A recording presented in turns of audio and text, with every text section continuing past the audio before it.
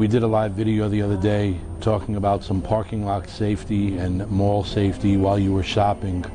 What we want to talk to you today is also on the same note of shopping. But what I'd like to know is, do you use a debit card or do you use a credit card? So here's our suggestion.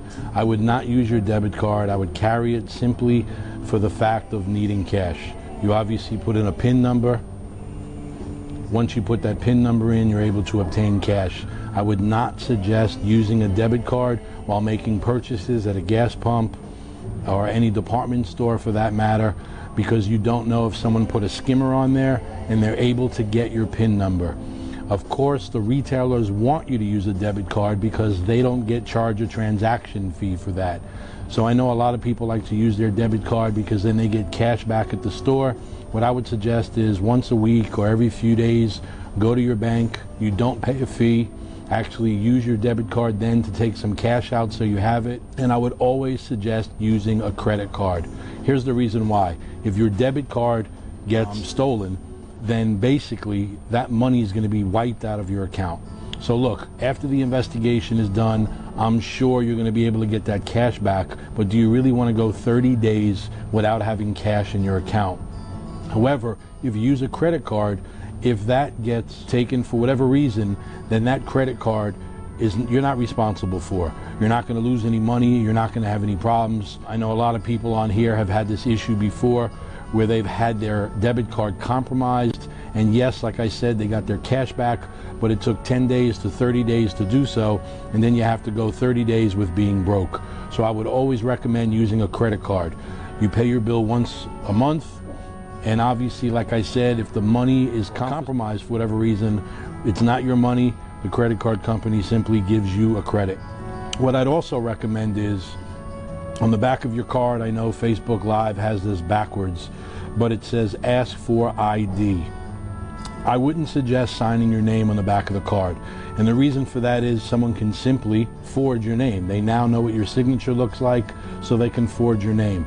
I know a lot of people will actually leave this blank because they say they don't want people forging their name on the credit card, which to me is not too swift either, because now they can just sign your name any way that they want, and obviously their handwriting is going to match on the credit card and on the slip that they're signing. So what I would always recommend is ask for ID written on the card. 8 out of 10 times when the cashier sees this, they will ask me for my identification, and now I'm giving them a picture identification with the name to match the credit card. That is going to help you mitigate risk with regards to your credit card.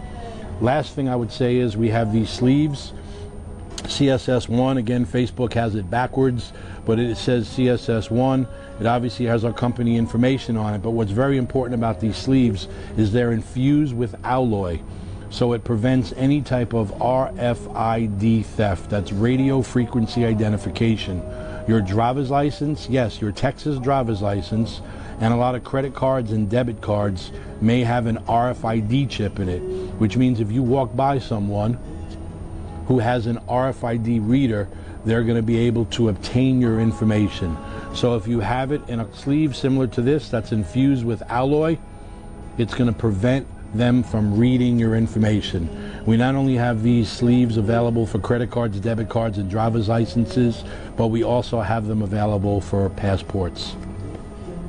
So I know everyone's wondering, how come I'm not talking about all the active shooter situations that have been going on? We actually had a 6:30 a.m. active shooter training this morning, and I'm going to be doing another one in Vegas on Friday. So yes, we're going to be visiting the site at Mandalay Bay, where unfortunately 58 people were killed and 851 people were injured during that deadliest mass shooting in American history. So we are going to be providing some active shooter tips over the weekend, so stay tuned for that live feed as well. But we just wanted to provide you with some information now to use your credit card safely. Take a look at our website for the RFID sleeves that we have available for credit cards, debit cards, and driver's licenses, and as I said, for passports. I want to definitely say my condolences. I am greatly saddened by what happened in South Florida.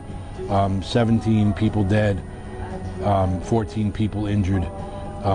It's a horrific event that just continues to happen. It's every 18.25 days across America, there is an active shooter situation happening. So everyone, please keep in mind, stay alert, be safe.